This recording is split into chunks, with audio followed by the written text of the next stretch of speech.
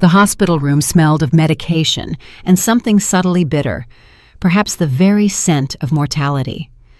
Naomi Rivers sat on a hard chair next to the bed, watching her father. Marcus Sterling, once the powerful owner of a sprawling manufacturing empire known as Sterling Tech Group, now seemed frail and tiny beneath the crisp white sheet. His face was drawn, his skin had taken on a waxy hue, and those eyes, the same eyes that once commanded fear from partners during high-stakes negotiations, now gazed at his daughter with an inexpressible tenderness. Outside the window, a late May afternoon was fading into sunset over the city. The sun cast timid rays onto the walls of the room, but this beauty felt like a cruel mockery. Life was draining out of the man Naomi loved more than anyone else in the world, yet the world continued to exist as if nothing extraordinary were happening. "Dad," Naomi whispered, gently squeezing his cold hand, "don't talk right now. Just rest." Marcus weakly shook his head. His lips trembled, and he forced out, "My daughter, I need to speak. There is little time left." Naomi felt a painful clench in her heart. She knew this moment was coming, but she was still unprepared. Her father was the only person, besides her mother, who had truly loved her. Naomi's mother had divorced him when Naomi was 8 years old, leaving her daughter with her own surname, Rivers. The divorce was quiet. Naomi saw her father on weekends and holidays. She lived with her mother in another state until she was 16. Her father continued to provide for them well. Then her mother suffered a stroke and couldn't be saved. Since then, Marcus had been both parents to his daughter. Though work consumed nearly all his time, he made an effort. Every evening he came home, he would stop by her room, ask how she was doing, and give her a hug. Those hugs were Naomi's whole world. "I'm listening, Dad," she whispered, trying to hold back the tears. Marcus drew a breath. Every word was an exertion. "You will receive my entire inheritance, the company, the money, the properties, everything." Naomi nodded. She had expected this. There were no other heirs. Her father's relatives had long been estranged. Friends had turned out to be false when his illness struck. Only the two of them remained. "But," her father continued, and his gaze sharpened as if his old power flashed for the last time, "there is one condition. It is stipulated in the will. You must work as a cleaner for exactly 1 year." Naomi froze. She wasn't sure she had heard correctly. Was this some delirium induced by the drugs? But her father's eyes were clear and steady. "What, Dad? I don't understand." "1 year?" Marcus repeated, his fingers weakly pressing her hand. 12 months. As a regular cleaner using your mother's surname, Rivers. No one must know who you are. If you refuse, or if you don't last the year, everything goes to the Sterling Legacy Foundation. No exceptions. Naomi opened her mouth, but no words came out. A cleaner?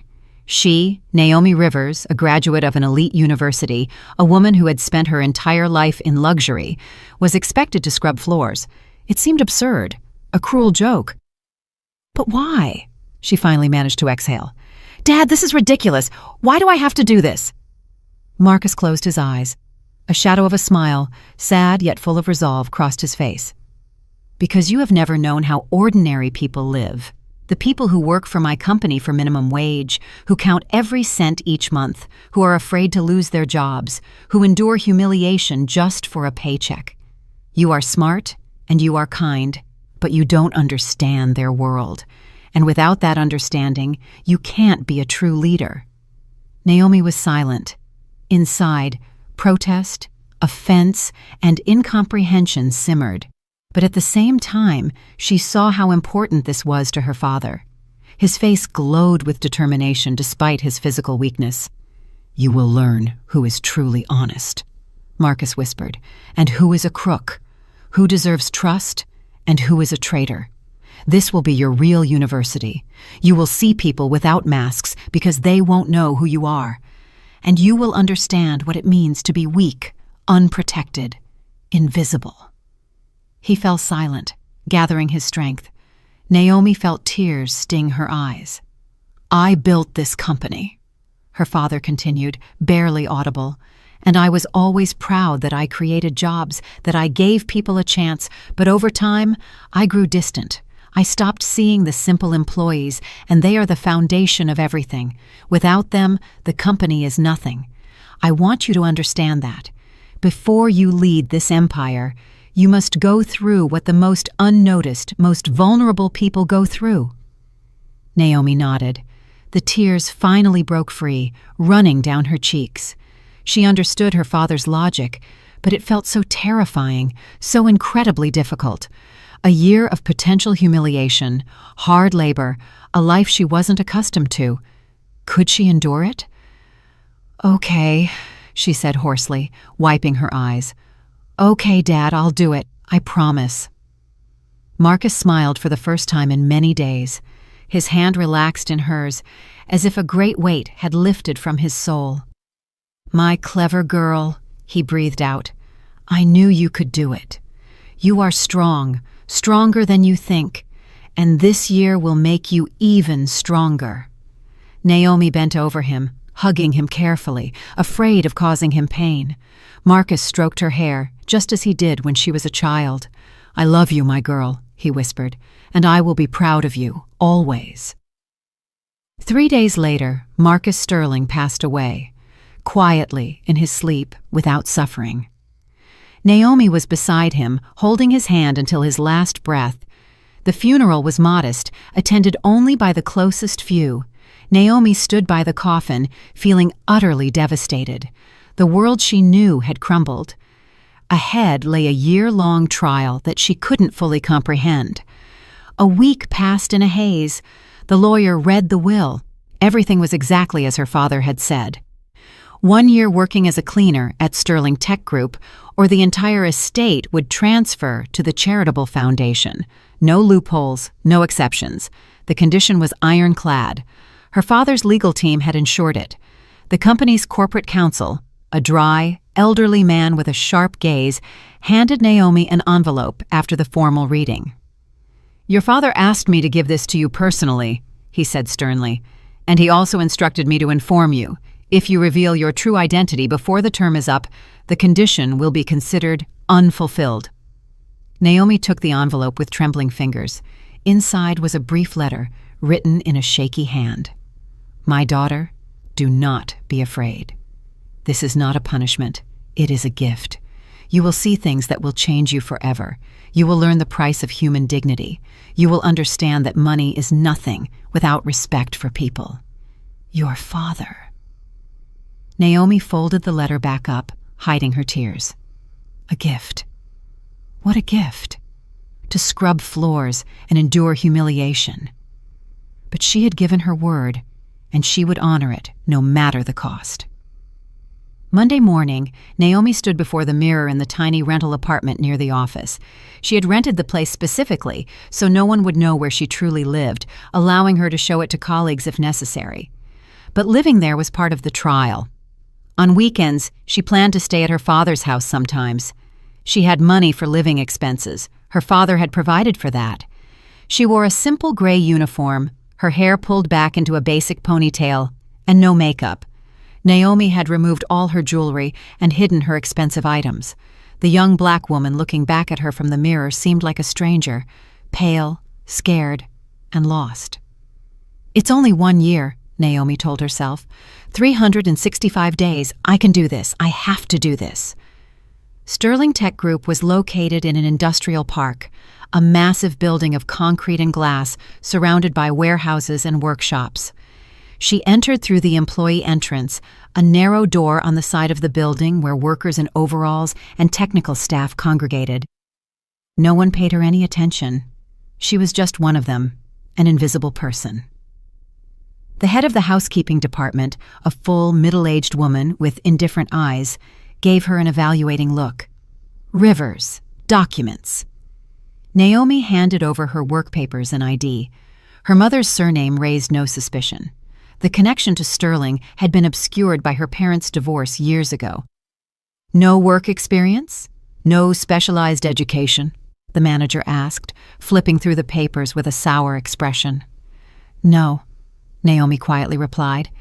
She certainly wasn't going to mention her university degree. "Fine. Brenda Hayes will train you. She's the senior cleaner, very experienced. Salary is minimum wage, same as all newcomers. Payments twice a month. Schedule is 6 days a week, 8 a.m. to 5 p.m. Half-hour lunch break promptly at 1 p.m. We don't tolerate tardiness. 3 late arrivals earn a fine. Skipping work gets you fired. Clear?" "Yes," Naomi barely managed. "Good. Go to the supply closet on the first floor. You'll get your uniform and gear there. Brenda will be over in 10 minutes. Naomi nodded and walked out into the hallway. Fear, anxiety, and a sense of impending doom mixed into one heavy feeling. She walked the corridors. Employees in business suits passed by, completely ignoring her. She was invisible, simply a cleaner, part of the decor. The supply closet was a tiny room with a narrow window near the ceiling. It smelled of bleach, old rags, and dampness. Shelves held buckets, mops, and bottles of cleaning fluids. Naomi pulled on the uniform, a faded gray smock. It was too big in the shoulders and too short in the sleeves, but there was no choice. A few minutes later, the door swung open, and an older black woman walked in, kind and friendly. Wrinkles around her eyes attested to years of hard labor, but her gaze was warm. "You the new one? I'm Brenda Hayes. We'll be working together." Naomi nodded and introduced herself. Brenda smiled, but a wariness lingered in her eyes. "All right, Naomi, I'll show you the ropes. There's a lot of work and never enough time. The main thing is, don't stand out. Do everything quietly and stay out of the boss's sight. They don't like it when the cleaners are too noticeable. You understand?" "I understand," Naomi quietly replied, though she didn't understand anything yet. Brenda picked up a bucket, filled it with water from the tap, added detergent, and handed Naomi a mop. "We'll start with the second-floor corridors. The offices are there, lots of people walking around. Everything has to shine by 10 a.m. Let's go." They left the closet, and Naomi felt her insides contract with fear and anticipation. It had begun. The year of the trial, the year that was supposed to change her forever. The first hour passed in a blur. Naomi scrubbed the floors, carefully running the mop over the linoleum, wiping dust from the windowsills and emptying trash bins.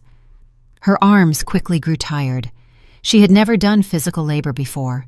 Her back ached from the constant bending. But the worst part was something else: the looks. Employees stared right through her, as if she didn't exist. Someone tossed trash right next to the bin, knowing it would be cleaned up. Someone bumped her shoulder while passing without apologizing. One man in an expensive suit stepped on her foot, rushing to a meeting, and didn't even turn around. Naomi clenched her teeth, continuing to work. "It's temporary," she repeated to herself. "Just 1 year. I can handle it." By lunchtime, she was exhausted. Naomi went into the cafeteria, a huge room with long tables where the laborers and technical staff ate. There was no air conditioning or comfortable chairs here, unlike the cafeteria for the high-level managers on the upper floors. It smelled of cheap food and sweat. Naomi picked up a tray with soup and mashed potatoes, unassuming but edible. She paid and sat at a far table, hoping to be alone. 2 women walked in. They sat down, not noticing her. One was young with bright lipstick and an arrogant expression. Her badge read, "Tiffany Dubois, Office Manager." The second was older, with a sharp gaze and a sarcastic smile. "Cynthia Pratt, Logistics Secretary." "Did you hear? The new cleaner started?" Tiffany asked, stirring her tea. "Uh-huh," Cynthia replied, taking a bite of her sandwich. "Saw her this morning. Young, pretty. Well, Ty Jenkins will handle her quickly enough." Naomi froze, her spoon halfway to her mouth. "No kidding," Tiffany smirked. "All the new cleaners go through him. It's like an initiation rite." They laughed a nasty, malicious laugh. "The main thing is she doesn't open her mouth," Cynthia added. "We have enough crazy problems around here. She should just do her job quietly." Exactly. The last cleaner started crying, "Harassment." They quickly put her in her place, fired her for being absent. "Right. You have to know your place here."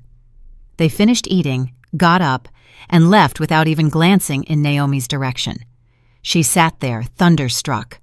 Tyrone Ty Jenkins, warehouse chief. She had heard that name. Her father sometimes mentioned him, complaining that he was harsh with subordinates. But what did handle her mean? And why were they talking about it so calmly, as if it were normal? Naomi put the spoon back in the bowl. Her appetite was completely gone. Inside, everything was boiling. Outrage, shock, fear. For the first time in her life, she was confronted with the fact that she was seen not as a person, but as an object, something to be used and discarded. "Is this what you wanted me to see, Dad?" she thought bitterly. After lunch, Brenda sent Naomi to the warehouse to clean up after a shipment unloading. Naomi took a mop and a bucket and headed to the far building where the warehouse was located. The building was old and grim. Long corridors, dim lights, ceiling-high shelves stacked with crates and pallets. It smelled of dust, machine oil, and something stale. Naomi entered the vast hall and began to mop the floor. There was a lot of dirt, boot prints, spilled oil, trash. She worked silently, trying not to think about Tiffany's and Cynthia's words, but the fear wouldn't let go. Not 10 minutes passed before she heard heavy footsteps. She turned around. A broad-shouldered, middle-aged man with a coarse face, an insolent gaze, and a self-satisfied smile stood before her. His badge read, Ty Jenkins, Warehouse Complex Chief. "Well, look who's new," he drawled, looking Naomi up and down as if assessing merchandise. "Cute. What's your name?" Naomi felt her insides constrict. "Naomi," she answered, trying to sound calm. "Naomi," Ty repeated, as if savoring the name. "Pretty name. Listen, Naomi, I need to explain something to you. We have our own rules here. You know what I mean?" Naomi remained silent, gripping the mop. Her blood ran cold. She knew exactly what was about to happen, what the women in the cafeteria had talked about. "You work here," Ty continued, taking a step closer, "and I'm in charge of the warehouse. That means you report to me, and you need to, how should I put this gently, be useful to me. You want your job to be comfortable, right? You want to avoid any trouble." He reached out, intending to touch her shoulder. Naomi sharply backed away. "I need to work," she said, trying to keep her voice from shaking. "Work," Ty smirked, and an unpleasant glint appeared in his eyes. "Sweetheart, you don't understand how things are run here. Everyone knows their place, and your place is where I tell you. If you're a smart girl, everything will be fine. Bonuses, days off, easy work. But if you start acting difficult," he shrugged. "Well, you get the picture." He took another step. Naomi felt her back press against a storage rack. Nowhere to retreat. Ty blocked her path, looming over her with his massive body. He smelled of tobacco. Naomi felt genuine terror. In that moment, she realized her father was absolutely right. She had never known what it was like for those with no protection, no money, no influence. She was helpless. Her word meant nothing. She was a nobody. Ty was reaching for her face when a clear, calm voice rang out. "Ty, step away from her." Ty froze and turned his head. Standing in the warehouse doorway was a man in his 30s, tall, lean, wearing a simple gray shirt and faded jeans. His face was composed, but his eyes held a firm look. His badge read, Elijah Vance, Engineer. "Vance!" Ty growled, not concealing his annoyance. "What the hell are you doing here?" "Forgot a tool in the supply room," Elijah replied in an even tone, "and I happened to see you bothering the new employee." "I'm not bothering her," Ty snapped. "I'm just explaining the rules of the job." "The rules of the job don't involve physical contact," Elijah calmly noted, moving closer. "Please, step away from her." Ty gnashed his teeth. He clearly wasn't used to being contradicted, but Elijah stood there, calm and confident, maintaining eye contact. A heavy silence hung between the two men. "She doesn't know how things work yet," Elijah added more gently. "Give her a chance to settle in, to get used to the team. And then, if there are any issues, they can be discussed in a normal setting." Ty snorted, but he took a step back. Naomi felt the air return to her lungs.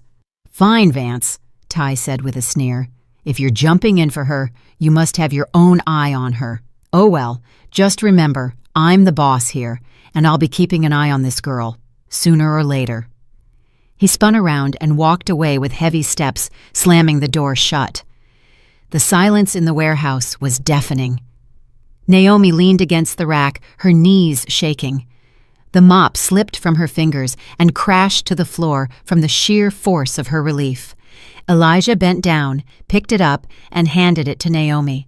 "Are you all right?" he asked quietly. Naomi nodded, unable to utter a word. Her throat was constricted with rising tears. Is it always like this?" she finally managed to gasp out. Elijah sighed, dropping his gaze. "Unfortunately, yes. Ty Jenkins thinks the cleaners are his personal territory. He harasses all the new ones. Most of them endure it because they're afraid of losing their jobs. And for those who don't, he finds ways to get them fired. Absenteeism that never happened, missing inventory that he plants, complaints from supposedly dissatisfied customers. Ty has connections in management." Naomi felt a surge of anger. This was the true face of the company her father built. This was what was hidden behind the glossy reports and profit margins. Humiliation, fear, defenselessness. "Thank you," she said, looking Elijah in the eye. "Thank you for intervening." Elijah shrugged, slightly embarrassed. "It's just common decency. I'm sorry I couldn't do more. I'm just an engineer. I don't have influence." "You did more than anyone else today," Naomi quietly responded. Elijah smiled shyly, a little sadly. There was something touching about that smile. "What's your name?" he asked. Naomi Rivers." "Elijah Vance." He extended his hand. "Pleased to meet you." Naomi shook it. Elijah's hand was warm and firm. "If you have any more trouble with Ty," Elijah said, "try to stay close to other people. He rarely attacks when there are witnesses. And try not to be alone with him." "Okay," Naomi nodded. "I'll try." Elijah hesitated, as if wanting to add something, but then just nodded and walked away. Naomi watched him go, feeling a strange gratitude. In this cold, cruel world she had entered, there was a person who simply helped, without calculation, without demands. She picked up the mop and continued her work, but now a tiny spark of hope glowed in her chest. That evening, returning home, Naomi thought about Elijah, his talent that no one appreciated, his sacrifice, his honesty. Such people were rare, and it was unfair that they remained in the shadows while incompetent individuals like Walter Thompson sat at the top. I wonder what his story is. Why is such an educated man working as a simple engineer for minimum wage? She fell asleep with these thoughts, sinking into a heavy, restless slumber. The next morning, Naomi rose with difficulty. Her muscles ached as if she had been beaten. She managed to get to the shower, stood under the hot water, trying to loosen her stiff body. Then she put on the same gray uniform and trudged to work. Brenda met her in the supply closet with a look of sympathy. "Everything hurting?" she asked with understanding. "Yes," Naomi admitted honestly. "You'll get used to it. Your body will adjust in about 2 weeks. The main thing is, don't quit. A lot of new folks run off after the first couple of days." Naomi smiled bitterly. She couldn't run off. 1 year was the condition of the will, but Brenda didn't know that. "Today, we'll clean the offices on the 3rd floor," Brenda said. "It's quieter than the warehouse, though the people there are pretty arrogant. But just work quietly. Don't get involved in conversations. They don't want the cleaners to be seen too much." They went up to the 3rd floor. This was where the mid-level management offices were located. Bright offices, comfortable furniture, air conditioning. A completely different world compared to where Naomi and Brenda worked. They started with the corridor. Naomi mopped the floors. Brenda wiped the glass. Employees came and went from their offices, talking and laughing. No one paid the cleaners any mind. Then, Tiffany Dubois, the office manager who had discussed the cleaners in the cafeteria yesterday, walked out of an office. She was carrying a stack of papers and talking on the phone. As she passed Naomi, she carelessly tossed an empty coffee cup right onto the freshly mopped floor. Naomi froze. The cup rolled, leaving a brown trail. Tiffany didn't even look back. She continued walking, chatting into the phone about some meetings. Brenda silently walked over, picked up the cup, and wiped the floor clean. Her face remained calm, but a pang of pain, a familiar old pain from constant humiliation, flashed in her eyes. "Is it always like that?" Naomi quietly asked. "Always," Brenda answered just as quietly. "They don't see us as people. For them, we're just part of the furniture, like mops or buckets." Naomi frowned. Anger churned inside her, but she couldn't do anything. For now, she was just Naomi Rivers, the cleaner, a nobody. By lunchtime, they had finished the third floor. Naomi went to the cafeteria again, sat at the same far table, and got the same cheap meal. Brenda sat down next to her. "You're holding up well," she said approvingly. "Many new hires are crying or causing a scene by the second day." "And what's the point of causing a scene?" Naomi replied tiredly. "Exactly. You just have to do your job and ignore the rudeness. Over time, you stop noticing." "But that's wrong," Naomi couldn't help but say. "People shouldn't treat each other that way." Brenda looked at her with a sad smile. "Sweetie, in an ideal world, yes. But we don't live in an ideal world. We live where some people have power and others don't. And the ones with power do whatever they want." Naomi wanted to argue, but stayed silent, because Brenda was right. And her father wanted her to understand this firsthand, without rose-colored glasses. After lunch, they were sent to the lab to mop the floors and take out the trash. The lab was in a separate wing of the building. Engineers and technicians worked here, developing new equipment. Naomi entered the spacious room, which was filled with tables holding instruments, computers, and schematics. Elijah Vance was sitting at one of the tables. He was so absorbed in his work that he didn't even notice their arrival. Naomi started mopping the floor, trying not to make noise, but curiosity won out. She secretly watched Elijah. He was soldering something, checking a schematic on the monitor. His face was focused, his movements precise. "Vance, what are you working on?" a sharp voice called out. Walter Wally Thompson, the head of the development department, a plump man in his 50s with an arrogant expression, entered the lab. Elijah looked up. "I'm finalizing the schematic for the new controller, Walter. You asked for it by Friday." Yeah, Thompson dismissed him. "Just no playing around. You understand? Stick strictly to the technical specifications. No improvements or new features. We have standards, not your fantasies." Elijah winced, but nodded. "Understood." Thompson walked around the lab, looked at papers on other tables, muttered something to himself, and left. Elijah sighed, returning to his work. Naomi involuntarily caught his eye. Elijah recognized her and smiled. "How are things? Ty hasn't bothered you again?" "No, not yet," Naomi replied softly, glancing around to make sure Brenda wasn't listening. "That's good. Keep away from him." "I'll try." Naomi hesitated, then asked, "What is it you're working on?" Elijah brightened. "I'm developing an electronic controller for the production line. It's supposed to automate the packaging process, see?" He pointed to the schematic. "The sensors here read the size of the product, and the controller selects the appropriate packaging. It will save time and reduce waste." Naomi listened, fascinated. Elijah spoke with such passion. It was clear he loved his work. "And that man who was just here?" she began. "Thompson," Elijah grimaced. "My boss. He's afraid of anything new. He thinks any changes threaten his position, so he squashes any initiative." "But your ideas could improve production." "They could. But Thompson doesn't want that. He wants stability and peace, so he can sit in his chair until retirement and collect his paycheck." Naomi shook her head. Here was another problem with the company that her father hadn't known about. Talented people were being stifled by mediocre bosses who feared competition. "Elijah, why don't you go to another company?" she asked. "With your knowledge, you could find a better place." Elijah's face darkened. "I have a sick mother. She needs constant care. I can't leave the city and I can't risk my job. The pay is low here, but it's steady. Other places might not hire me, or they might demand overtime or travel. That won't work for me." Naomi felt a pang of sympathy.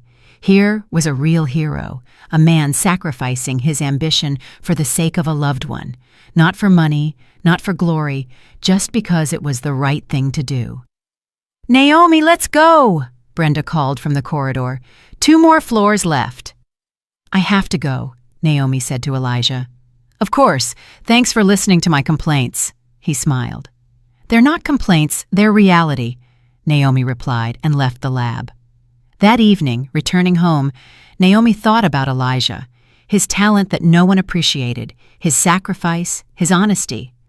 Such people were rare, and it was unfair that they remained in the shadows while incompetent individuals like Thompson sat at the top. "I have to do something," Naomi decided. "When the year is over, when I become the owner of the company, I will change everything." But for now, she was just a cleaner who saw and remembered. At home, she pulled out a notebook and started writing. Names, facts, injustices, everything she had witnessed in those 2 days. Ty Jenkins harassing the cleaners, Walter Thompson stifling talented employees, Tiffany Dubois being rude to subordinates, and so on. This notebook would become her weapon when the time came, but now she was a nobody, and she had to see this through to the end. She went to bed feeling exhaustion weigh her down like lead. But a tiny spark of resolve glowed in her soul. She would succeed. She would endure, for her father's memory, for the company's future, and for people like Elijah and Brenda, who deserved better. Month 1.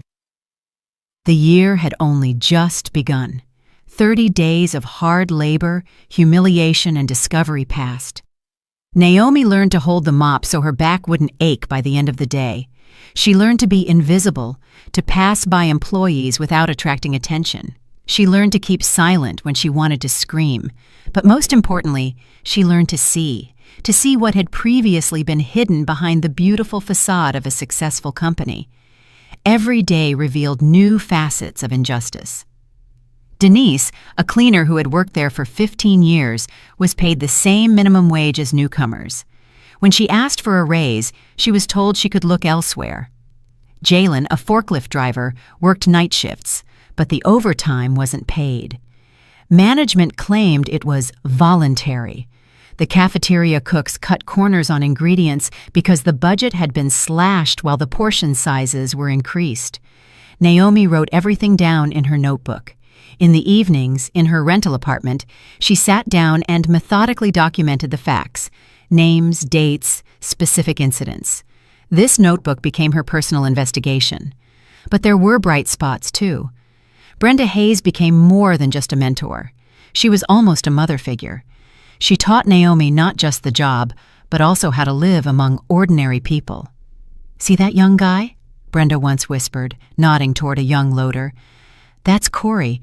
He's 23 years old and already supporting his 2 younger siblings.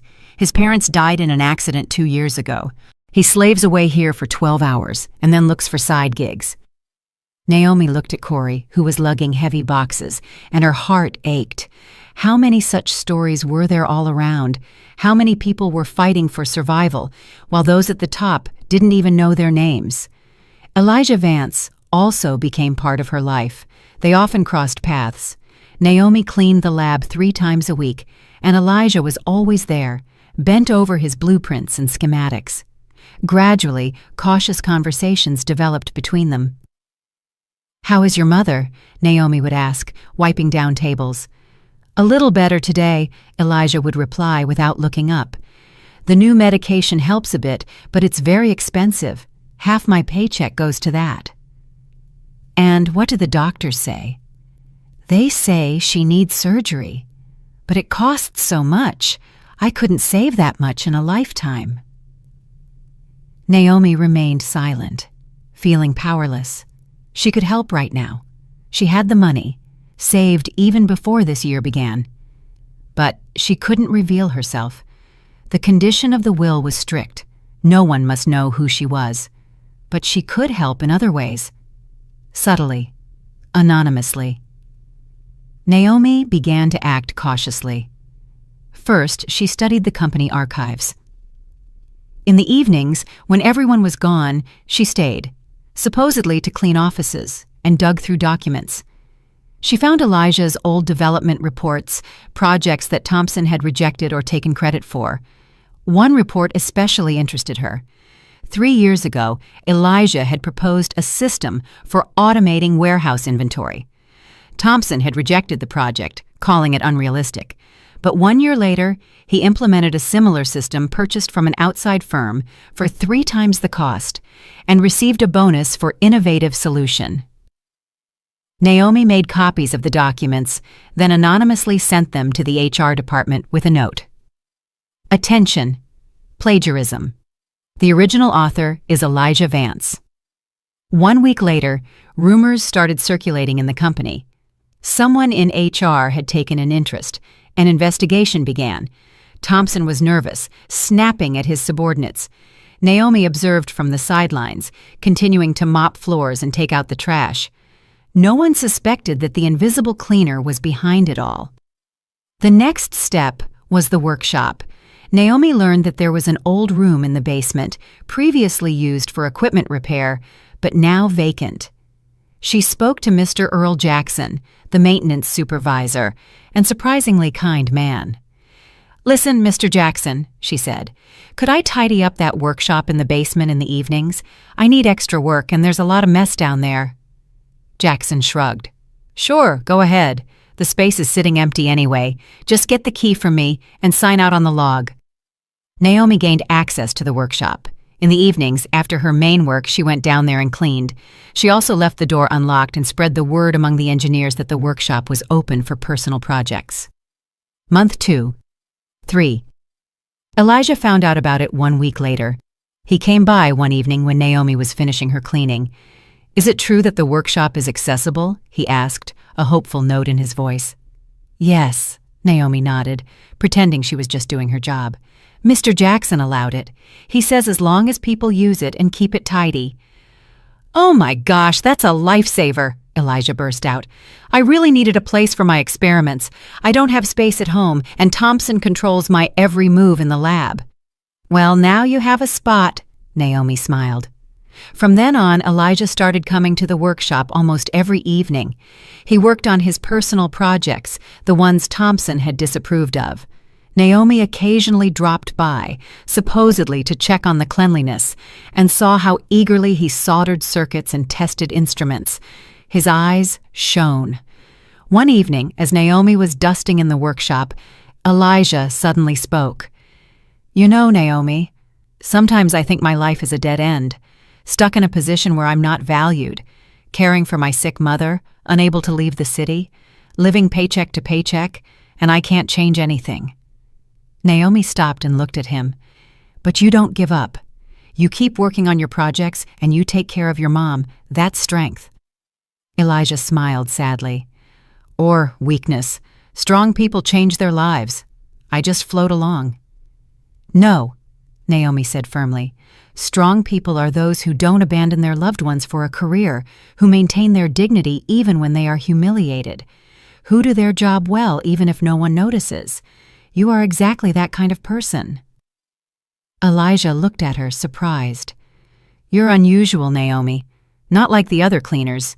You talk like, I don't know, like you see more than others." Naomi felt a moment of panic. She needed to be careful not to give herself away. "I just like to observe people," she answered evasively. "And to think. That's rare," Elijah smiled. "Most people don't think. They just exist." They fell silent.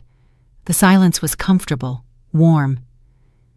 "Naomi," Elijah suddenly said, "thank you for listening, for just being here."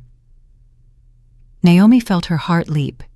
She knew she was falling in love with this man, his kindness, his honesty, his talent, but she couldn't say anything. There was a gulf between them, not social, but a gulf of lies. He didn't know who she was, and she couldn't reveal herself. Month 4. 7. Time passed. The second month. The third.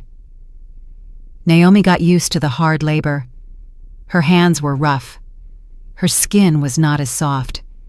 She had lost weight and grown physically stronger, But most importantly, she had changed internally. Now she saw the world through the eyes of those at the bottom. She understood their fears, their hopes, their dreams.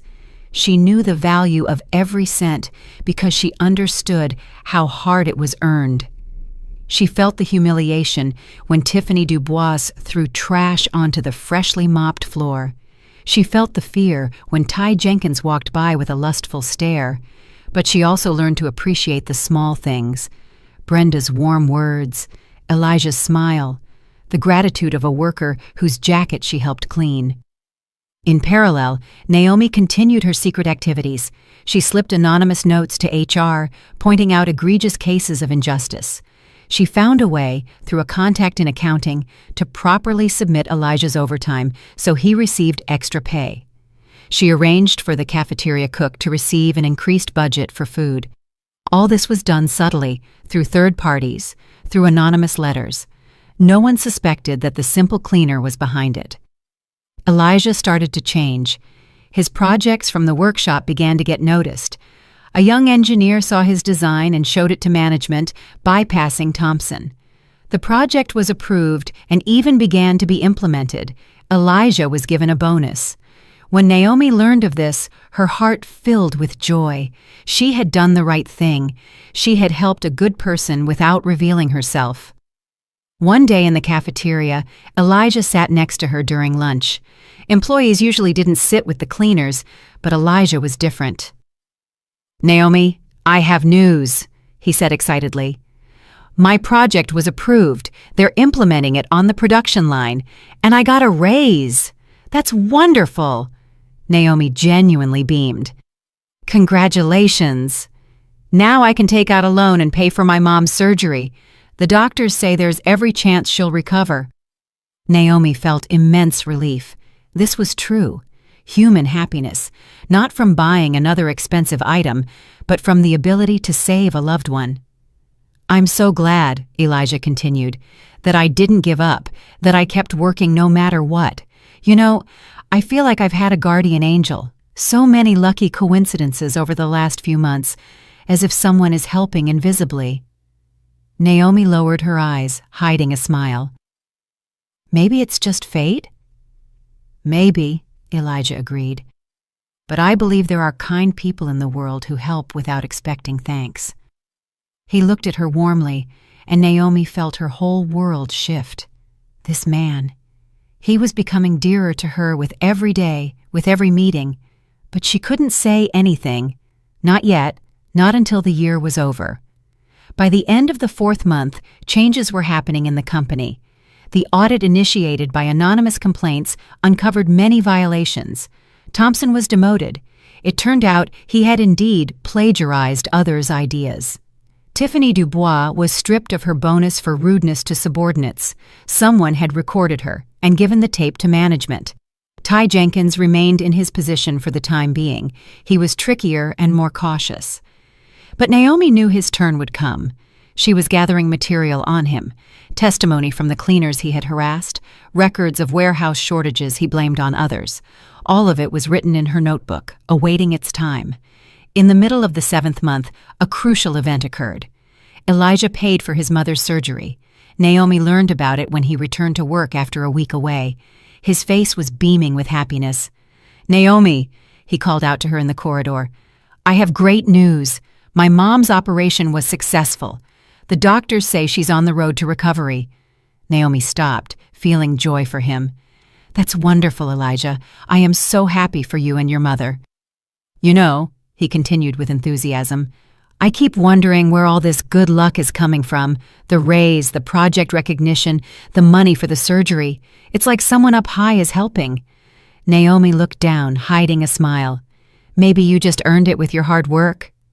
"Maybe, but I still feel like there's a kind person nearby helping out unnoticed." He looked at her tenderly, and Naomi felt her heart clench. If only he knew how close he was to the truth. "I'm just happy for your happiness," she quietly replied. Elijah lingered, as if he wanted to say something more, but then just smiled and walked on. Naomi watched him go, feeling mixed emotions, joy for him, sadness from the impossibility of opening up, and a strong, overwhelming love that she had to hide.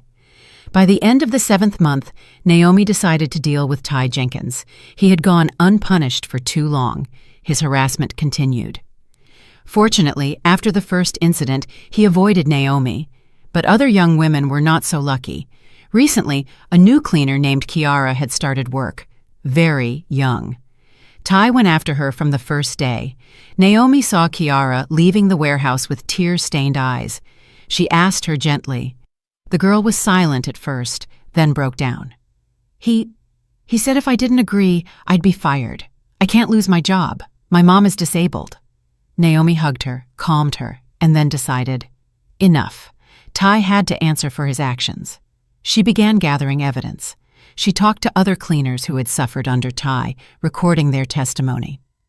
She secretly placed a recorder in a corner of the warehouse under a rack. She recorded several conversations where Ty blatantly blackmailed the young women. Then, she compiled everything into a voluminous dossier. 5 women's testimonies, audio recordings, dates, times, specific facts. She also added documents about strange inventory write-offs from the warehouse that Ty had blamed on subordinates. The dossier landed on the desk of the general director, Robert "Rob" Ellington, who was temporarily managing the business. Anonymous, but impeccably substantiated. 1 week later, Ty Jenkins was fired, officially for systematic violations of labor discipline and abuse of power. An investigation into the theft was also initiated. When the news spread through the company, Naomi saw the relief on the faces of the cleaners. Kiara came up to her in the supply closet and hugged her. I don't know who reported him, but it's a miracle. A real miracle.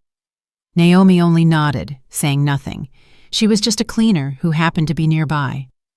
Month 8. Saving Elijah. The 8th month brought a new trial. Thompson, despite his demotion, hadn't given up. He harbored resentment toward Elijah, seeing him as the cause of his downfall, and decided to take revenge.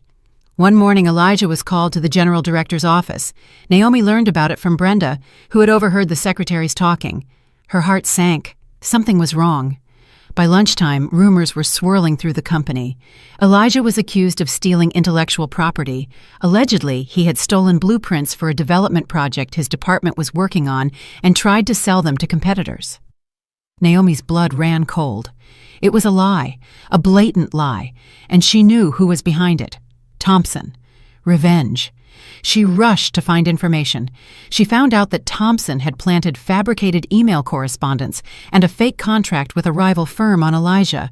Everything looked convincing.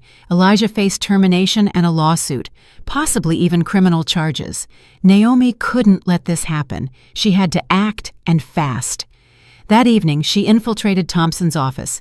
She had long since memorized the cleaning schedule and knew when the room would be empty. She hacked into his computer. She had watched him type his password a month ago while cleaning the office. She found the correspondence in which Thompson discussed his plan to frame Elijah with a friend. She copied everything onto a flash drive. Then, she went up to the server room, which was also on her cleaning route. She found evidence in the logs that the emails sent in Elijah's name had originated from Thompson's computer and that the IP address had been spoofed. She compiled all of this into a new dossier. This time, she didn't send it to the general director, but to the legal department with a note. Materials related to the Vance case. Check the source of the accusations. She waited for 2 days, consumed by anxiety. Elijah was grim and dejected. She met him in the corridor one day. He looked like he had aged 10 years. Naomi, he said quietly. They're accusing me of something I didn't do. I don't know how to prove it. If I'm fired, I won't be able to pay for my mom's treatment. Everything will fall apart. Naomi took his hand. It was the first time she had allowed herself such a gesture. Elijah, believe me, the truth will come out.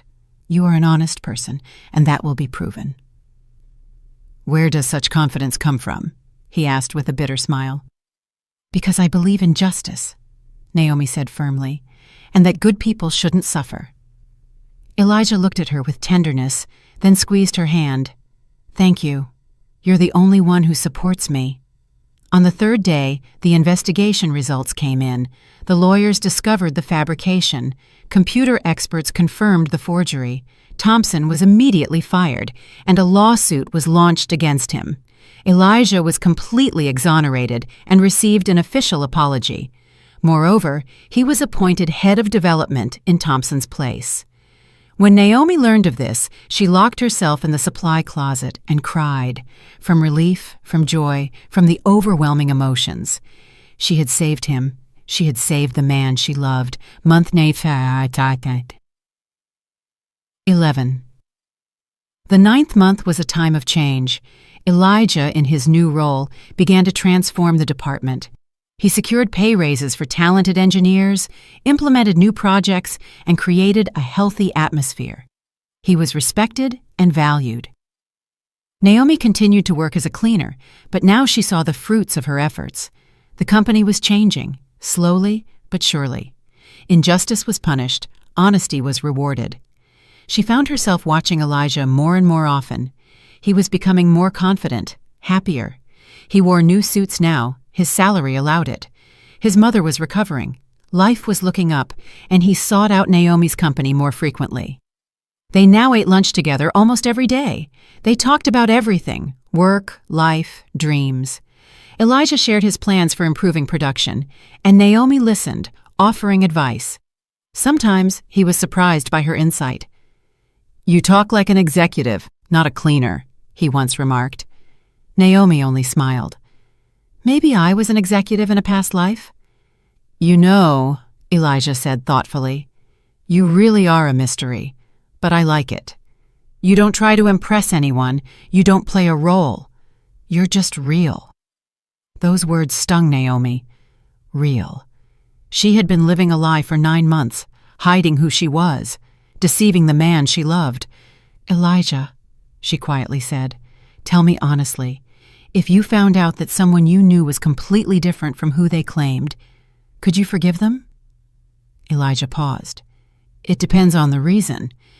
If the person deceived me out of malice, out of wickedness, no, I wouldn't forgive them.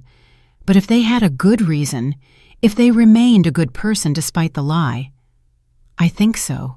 The important thing isn't the words, it's the actions." Naomi nodded, memorizing every word. She hoped that when the time came, he would remember them. The 10th month was calm. Naomi continued her double life. By day, a cleaner quietly doing her work. By evening, a guardian angel changing people's fates. She helped Corey, the young loader, get a promotion. He became a foreman. His salary doubled. She arranged for Brenda Hayes to be named Employee of the Year and receive a cash prize.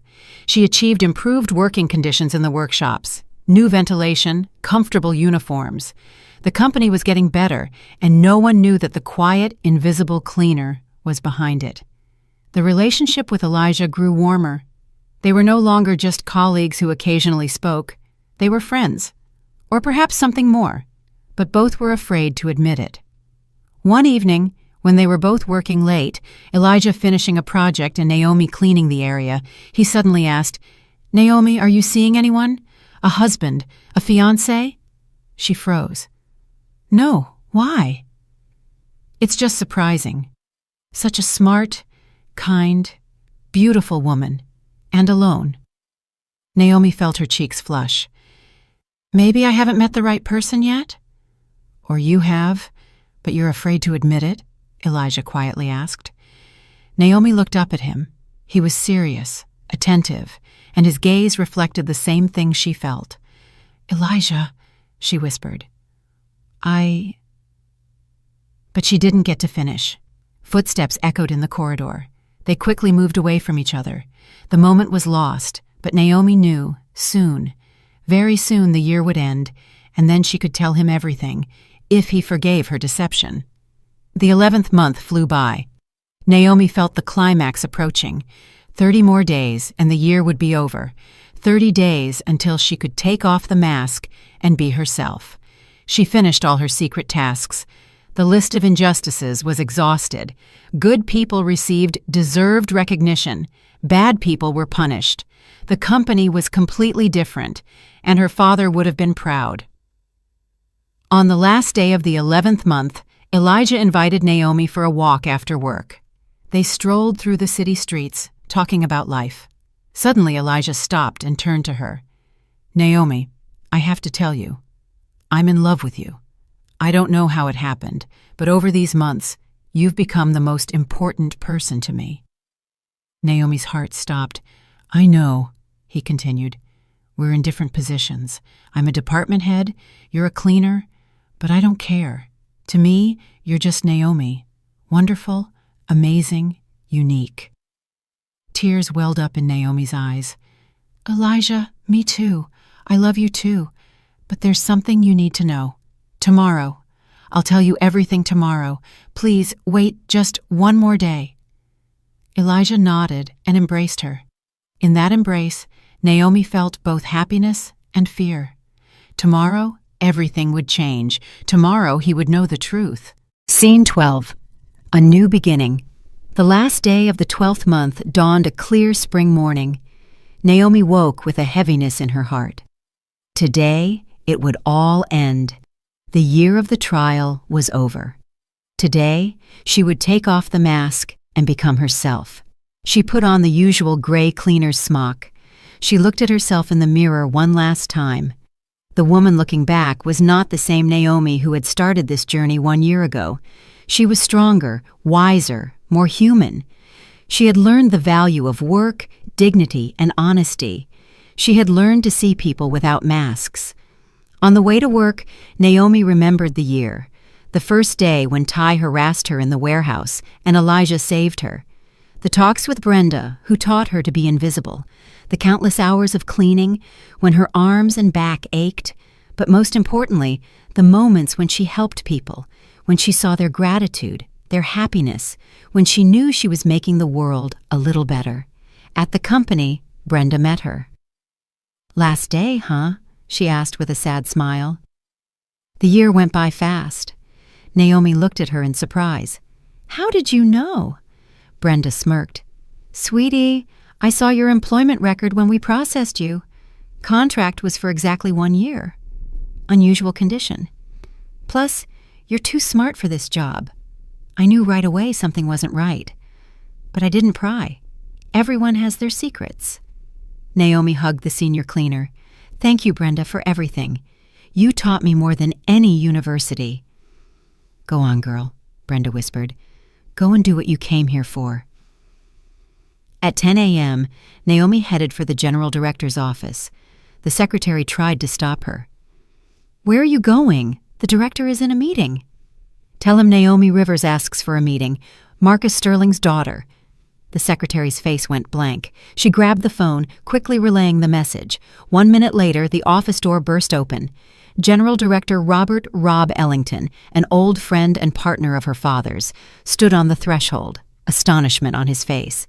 "Naomi, is that really you?" "Yes, Robert. The year is up. The condition of the will is fulfilled." She handed him the document, and the director read it, unable to believe it. "The notary warned me that the secret heiress would claim her rights in 1 year, but I never imagined it was you." He ushered her into the office. Several top managers were sitting at the conference table. They all stared at the cleaner who had just walked in. "Gentlemen," Ellington said, "allow me to introduce you. This is Naomi Sterling, Marcus Sterling's daughter, and now the rightful owner of the company." Silence descended. Then questions, confusion, and shock erupted. Naomi raised her hand, calling for quiet. "I understand your surprise.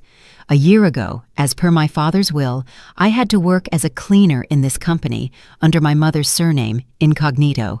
I fulfilled the condition, and now I am ready to take over the management." "But why?" one of the managers asked. "Why such a strange condition?"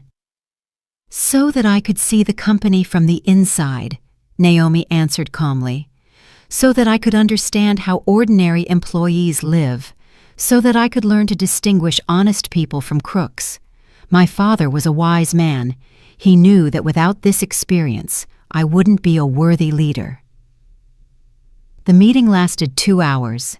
They discussed formalities, the transfer of authority, and future plans. Naomi listened, answered questions, and demonstrated knowledge of all the company's processes. The managers gradually grew respectful. This young woman knew more about the company than many of them. By lunchtime, everything was decided. Tomorrow, a general employee meeting would be held, where Naomi would officially introduce herself as the new owner. After the meeting, Naomi went to find Elijah. She found him in the lab. He was deep in his work, not noticing her arrival. "Elijah?" she quietly called. He looked up and smiled. "Naomi, I was thinking about you, about what you wanted to tell me." "Come with me," she said. "I need to show you something." They left the building and sat on a bench in a small square nearby. It was a warm spring day. Birds were singing, and the sun was shining brightly. "Elijah," Naomi began, squeezing his hand, "I have to confess something. I am not who I said I was." He frowned. "What do you mean?" "My name is Naomi Rivers, that's true. But Rivers is my mother's surname. By my father, I am Sterling. Marcus Sterling was my father." Elijah went pale. "What? The founder's daughter?" "Yes. 1 year ago, my father passed away. According to his will, to receive the inheritance, I had to work for a year as a cleaner under my mother's name, so no one would know, and I did it." Elijah was silent. His face was impassive, but his eyes betrayed a storm of emotions. "So, all this time, you were deceiving me?" he finally said. "I couldn't tell you the truth. The condition of the will was strict, but I didn't deceive you about the most important thing. My feelings for you are real. Everything I said, everything I did, that was the real me, the real Naomi." "Real?" Elijah asked with a bitter laugh. "You were hiding who you were, playing a role. I fell in love with Naomi the cleaner, and she turns out to be a millionaire." "No!" Naomi exclaimed, gripping his hand tighter. "You fell in love with me, the one who scrubbed floors, washed windows, and endured humiliation, the one who listened to your dreams and supported you. The money, the title, that's just external. Inside, I am the same woman, and I am still black, Elijah. That hasn't changed either." Elijah looked away. "I need time," he said quietly. "I need to process everything." Naomi nodded, feeling her heart tear apart. "I understand, but know that I love you, the person you are, honest, kind, talented, and that love doesn't depend on titles or money." She stood up and walked away, leaving him on the bench. Tears streamed down her cheeks, but she didn't wipe them away. She had feared this moment all year, and now it had come.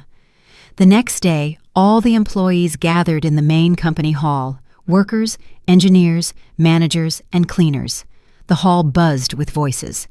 Robert Ellington stepped onto the stage and took the microphone. "Ladies and gentlemen, today is a special day. I want to introduce you to the new owner of our company. Per the will of Marcus Sterling, his entire estate and business transfer to his daughter.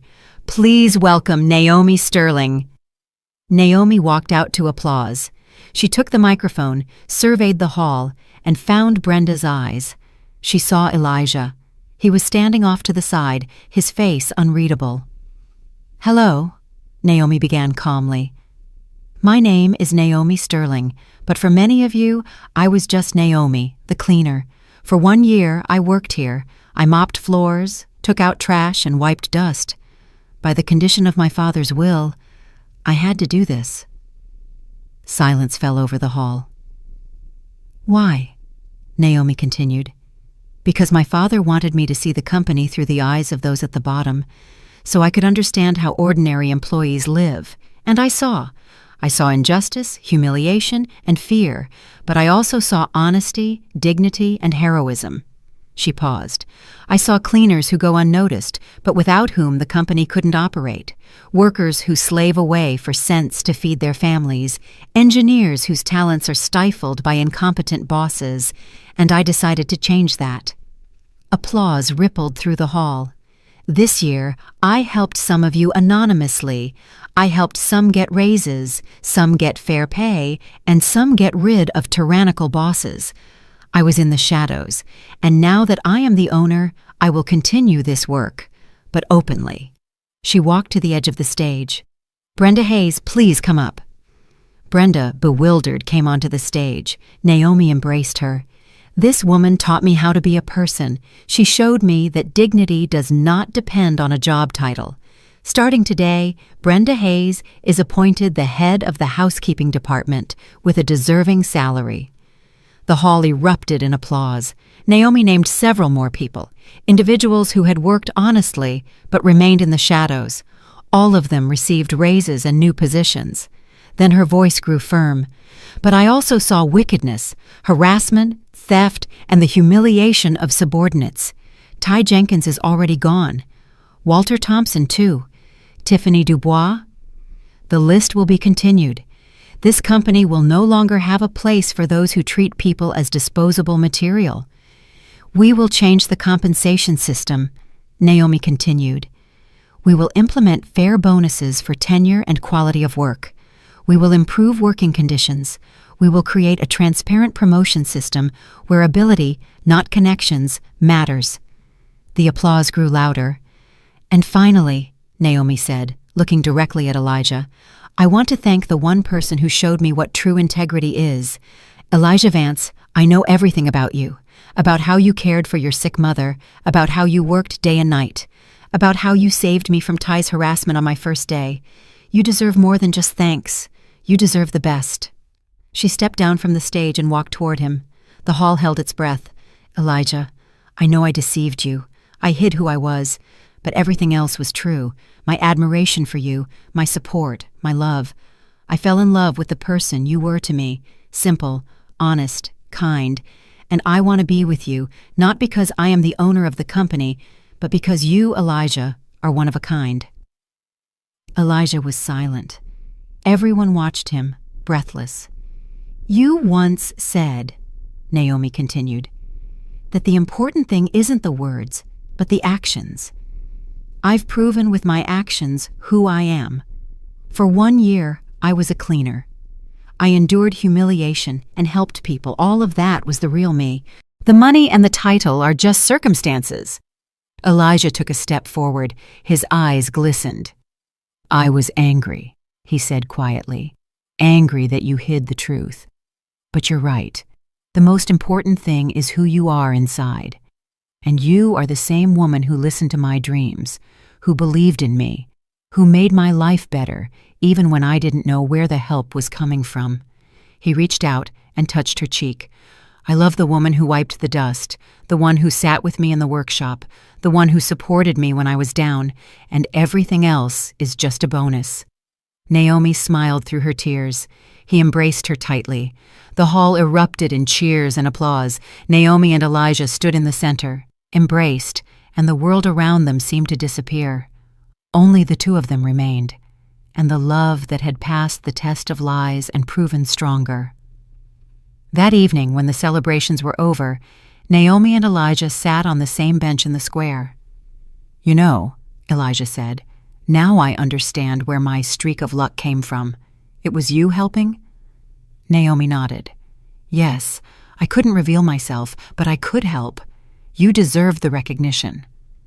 "Thank you," he whispered, "for everything, for believing in me, for supporting me, for your love."